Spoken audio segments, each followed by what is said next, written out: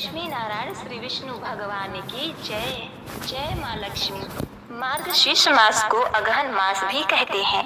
इस महीने का गुरुवार माँ लक्ष्मी को समर्पित होता है। इस महीने में माँ लक्ष्मी की विशेष आराधना की जाती है, जिससे प्रसन्न होकर देवी लक्ष्मी घर परिवार में खुशहाली और धन सुख शांति समृद्धि प्रदान करती हैं। तो आज मार्गशीर्ष मास का पहला गुरुवार है, इसीलिए आज माँ लक्ष्मी की स्थापना की गई है। मार्गशीर्ष मास के हर गुरुवार को माँ लक्ष्मी का व्रत रखने तथा कथा को सुनने की परंपरा है। इससे भक्तों की सभी मनोकामनाएं पूर्ण होती हैं और उनके घर में स्थायी रूप से माता लक्ष्मी का वास होता है। एक गांव में एक साहूकार रहता था। साहूकार के एक बेटी थी। वह हर रोज पीपल सींचने जाती थी। पीपल के वृक्ष में से लक्ष्मी जी प्रकट होती थी और चली जाती। एक दिन लक्ष्मी जी ने साहूकार की बेटी से कहा, तू मेरी सहेली बन जा। तब लड़की ने कहा कि मैं अपने पिता से पूछकर कल आऊंगी। साहूकार की बेटी ने घर आकर अपने पिता को सारी बात कह दी। तब उसके पिता बोले कि वह तो लक्ष्मी जी हैं, अपने को और क्या चाहिए, तू लक्ष्मी जी की सहेली बन जा। दूसरे दिन वह लड़की फिर गई। तब लक्ष्मी जी पीपल के पेड़ से निकल कर आईं और कहा, सहेली बन जा। तो लड़की ने कहा, बन जाऊंगी, और दोनों सहेली बन गईं। लक्ष्मी जी ने उसको खाने का न्योता दिया। घर आकर लड़की ने माँ बाप को कहा कि मेरी सहेली ने मुझे खाने को न्योता दिया है। तब बाप ने कहा कि सहेली के घर भोजन पर जाना तो घर को संभाल कर जाना। तब वह लक्ष्मी जी के यहाँ भोजन करने के लिए गई। लक्ष्मी जी ने उसे शाल दुसाला ओढ़ने के लिए दिया, रुपए दिए, सोने की चौकी पर बैठने को कहा, सोने की थाली में 36 प्रकार का भोजन व्यंजन परोस दिया। वह भोजन कर कर जब जाने लगी तो लक्ष्मी जी ने पल्ला पकड़ लिया कि मैं भी तेरे घर भोजन करने आऊंगी। तो उसने कहा, आ जाइए। घर आकर चुपचाप वह बैठ गई। तब लड़की के पिता ने पूछा, बेटी सहेली के घर भोजन करके आ गई और तू उदास क्यों बैठी है?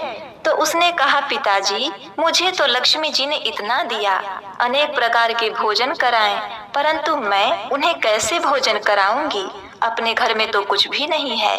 तब उसके पिता ने कहा, हे बेटी, गोबर मिट्टी से चौका लगाकर घर की सफाई कर ले, 4 मुख वाला दिया जलाकर लक्ष्मी जी का नाम लेकर रसोई में बैठ जाना। अब लड़की सफाई करके लड्डू लेकर बैठ गई।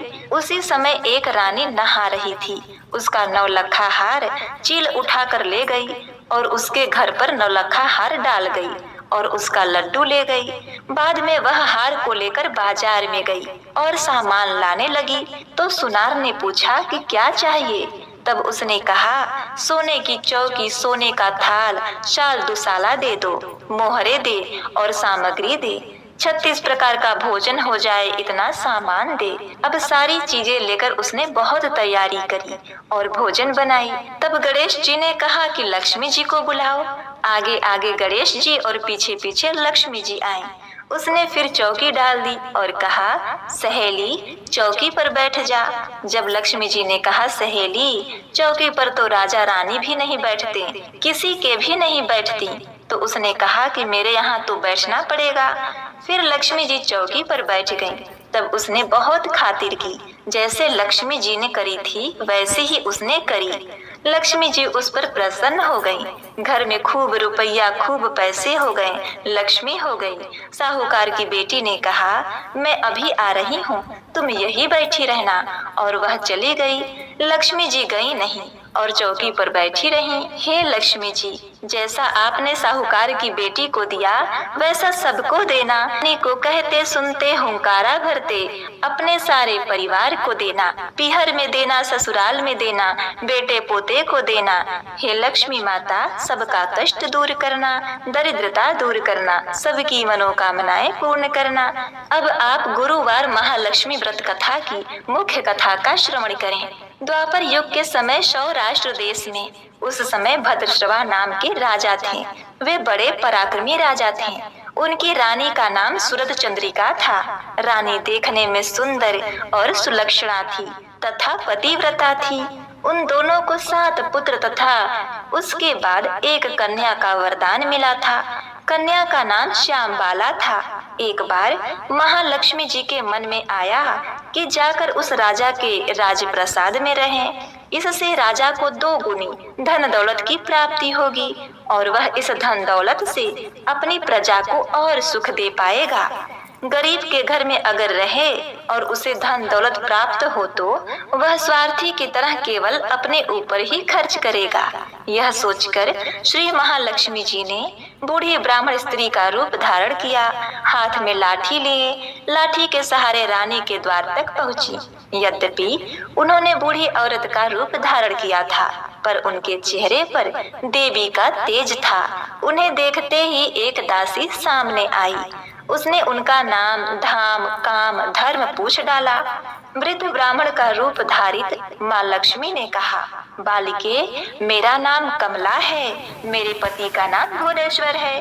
हम द्वारिका में रहते हैं। तुम्हारी रानी पिछले जन्म में एक वैश्य की पत्नी थी। वह वैश्य गरीब था। दरिद्रता के कारण हर रोज घर में झगड़े होते थे तथा उसका पति रोज उसे मारता था। इस बात से तंग आकर वह घर छोड़कर चली गई तथा वन में खाली पेट भटकने लगी। उसकी इस दुर्दशा पर मुझे दया आई। तब मैंने उसे सुख संपत्ति देने वाली श्री महालक्ष्मी की कथा सुनाई। मेरे कहने पर उसने श्री महालक्ष्मी का व्रत किया। श्री महालक्ष्मी प्रसन्न हुई। उसकी गरीबी दूर हुई। उसका घर संसार दौलत संतति संपत्ति से भर गया। बाद में पति पत्नी दोनों परलोक सिधारे। लक्ष्मी व्रत करने के कारण वे लक्ष्मी लोक में रहे। उन्होंने जितने साल महालक्ष्मी का व्रत किया उतने 1000 साल उन्हें सुख भोग मिला। इस जन्म में उसका जन्म राजघराने में हुआ है, परंतु वह श्री महालक्ष्मी का व्रत करना भूल गई है। उसे यह याद दिलाने मैं यहाँ आई हूँ। बुढ़िया की बातें सुनकर दासी ने उन्हें प्रणाम किया तथा श्री महालक्ष्मी का व्रत किस तरह किया जाए इस बारे में पूछा। बुढ़िया रूप धारण किए हुए श्री महालक्ष्मी माता ने दासी को पूजा की विधि तथा महिमा बताई। उसके बाद वह दासी माता को प्रणाम कर रानी को बताने अंदर चली गई। राज वैभव में रहते हुए रानी को अपने ऐश्वर्य का बहुत घमंड हुआ था। संपत्ति तथा अधिकार की वजह से वह उन्मत्त हो गई थी। दासी द्वारा बताई गई बुढ़िया की बातें सुनकर वह आग बबूला होकर राजद्वार पर आकर बुढ़िया रूपी श्री महालक्ष्मी पर बरस पड़ी। उसे यह मालूम नहीं था कि श्री महालक्ष्मी माता बुढ़िया का रूप धारण किए हुए द्वार तक आई हैं। परंतु रानी का इस कदर रूखा बर्ताव तथा अपना अनादर देखकर माता ने वहां ठहरना ठीक न समझा। वे वहां से चल पड़ी। राह में उन्हें राजकुमारी श्यामबाला मिली। उन्होंने श्यामबाला को सारी बात बताई। श्यामबाला ने अपनी ओर से श्री महालक्ष्मी माता से क्षमा मांगी। माता को उस पर दया आई। उन्होंने श्यामबाला को श्री महालक्ष्मी व्रत के बारे में बताया। उस दिन अगहन मार्गशीर्ष मास का पहला गुरुवार था। श्यामबाला ने परम श्रद्धा से श्री महालक्ष्मी का व्रत रखा। फलस्वरूप राजा सिद्धेश्वर के पुत्र मालाधर से उसका विवाह हुआ। वह धन दौलत ऐश्वर्य वैभव से मालामाल हो गई। पति के साथ ससुराल में आनंद से दिन बिताने लगी। इधर श्री महालक्ष्मी का रानी पर प्रकोप हुआ। फलस्वरूप राजा भद्रश्रवा का राज एवं राज कारोबार नष्ट हो गया। यहाँ तक कि खाने के लाले पड़ गए। ऐसी हालत में एक दिन रानी ने राजा से निवेदन किया कि हमारा दामाद इतना बड़ा राजा है, धनवान है, ऐश्वर्यशाली है, क्यों न उसके पास जाएं, अपना हाल उसे बताएं, वह जरूर हमारी मदद करेगा। इस बात पर राजा भद्रश्रवा दामाद के पास रवाना हुए। राज्य में पहुंचकर एक तालाब के किनारे थोड़ी देर विश्राम करने के लिए ठहरे। तालाब से पानी लेने आते जाते दासियों ने उन्हें देखा। उन्होंने विनम्रता से उनकी पूछताछ की। जब उन्हें यह मालूम हुआ कि वे रानी श्यामबाला के पिता हैं, तो दौड़ते हुए जाकर उन्होंने रानी को सारी बात बताई। रानी ने दासी के हाथ राज परिधान भेजकर बड़े ठाठ से उनका स्वागत तथा आदर सत्कार किया, खान पान कराया। जब वे लौटने लगे तो सोने की मोहरों से भरा घड़ा दिया। राजा भद्रश्रवा जब वापस लौटे तो उन्हें देखकर रानी सूरत चंद्रिका खुश हुई। उन्होंने सोने की मोहरों से भरे घड़े का मुंह खोला, पर हाय भगवान, घड़े में धन के बदले कोयले मिले। यह सब श्री महालक्ष्मी के प्रकोप से हुआ। इस प्रकार दुर्दशा में और कई दिन बीत गए। एक बार रानी स्वयं अपनी कन्या के पास गई। वह दिन अगहन माह का अंतिम गुरुवार था। श्याम बाला ने श्री महालक्ष्मी जी का व्रत किया, पूजा की, अपनी माता से भी व्रत करवाया। उसके बाद रानी अपने घर आई। श्री महालक्ष्मी जी का व्रत रखने से उससे फिर से अपना राजपाट, धन दौलत, ऐश्वर्य प्राप्त हुआ। वह फिर से सुख शांति आनंद में जीवन बिताने लगी। कुछ दिनों बाद राजकन्या श्याम बाला अपने पिता के घर आई। उसे अपने घर देखकर सूरत चंद्रिका को पुरानी बातें याद आ गई। यही कि श्याम बाला ने अपने पिता को घड़ा भरकर कोयला दिया था और उसे तो कुछ भी नहीं दिया था। इसी कारण श्याम बाला को पिता के घर आने पर उसका कोई आदर आतिथ्य नहीं हुआ, बल्कि अनादर हुआ। पर उसने इस बात का बुरा नहीं माना। अपने घर लौटते समय उसने पिता के घर से थोड़ा नमक ले लिया। अपने घर लौटने पर उसके पति ने पूछा, अपने मायके से क्या लाई हो? इस पर उसने जवाब दिया कि वहाँ का सार लाई हूँ। पति ने पूछा, इसका मतलब क्या हुआ? श्याम बाला ने कहा, थोड़ी धीरज रखें, सब मालूम हो जाएगा। उस दिन श्याम बाला ने सारा भोजन नमक डाले बिना बनाया और परोसा।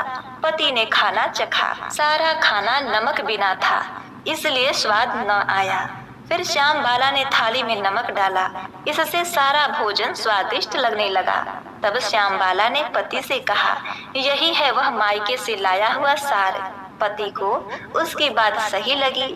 फिर वह दोनों हंसी मजाक करते हुए भोजन करने लगे। कहा जाता है कि इस तरह से जो कोई श्रद्धा भाव से श्री महालक्ष्मी जी की पूजा करे, उसे माता की कृपा प्राप्त होती है, सुख संपत्ति शांति प्राप्त होती है तथा मनोकामनाएं पूरी होती हैं।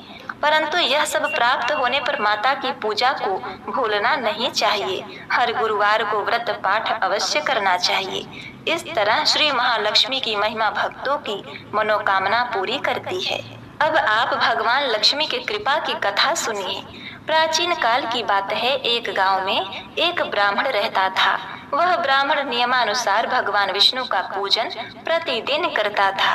उसकी भक्ति से प्रसन्न होकर भगवान विष्णु ने उसे दर्शन दिए और इच्छा अनुसार वरदान देने का वचन दिया। ब्राह्मण ने माता लक्ष्मी का वास अपने घर में होने का वरदान मांगा।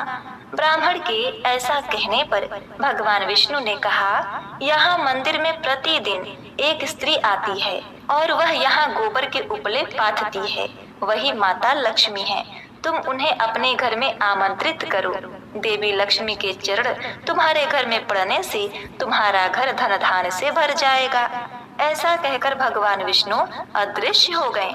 अब दूसरे दिन सुबह से ही ब्राह्मण देवी लक्ष्मी के इंतजार में मंदिर के सामने बैठ गया।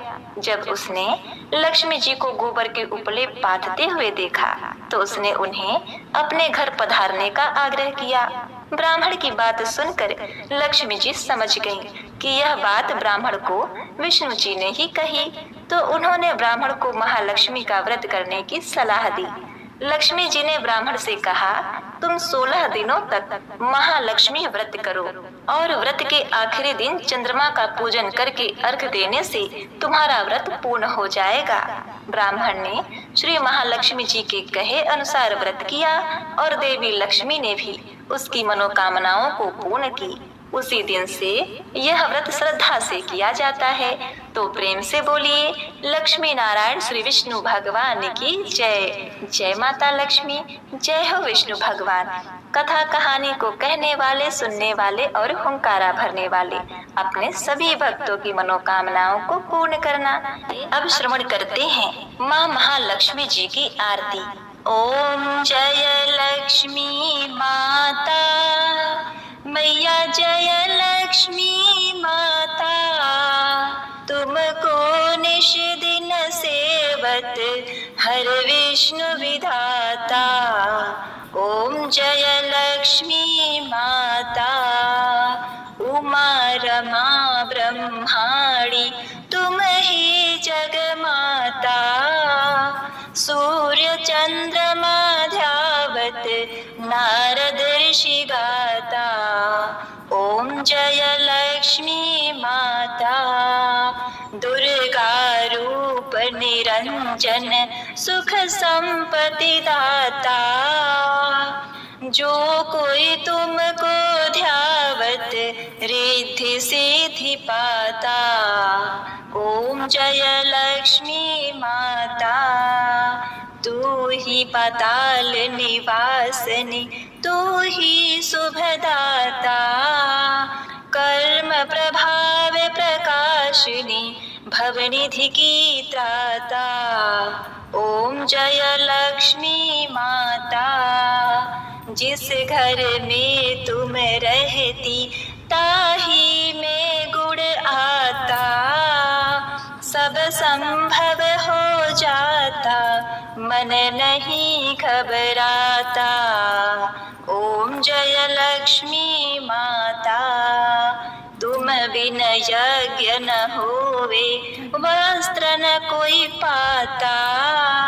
खान पान धन वैभव सब तुमसे आता।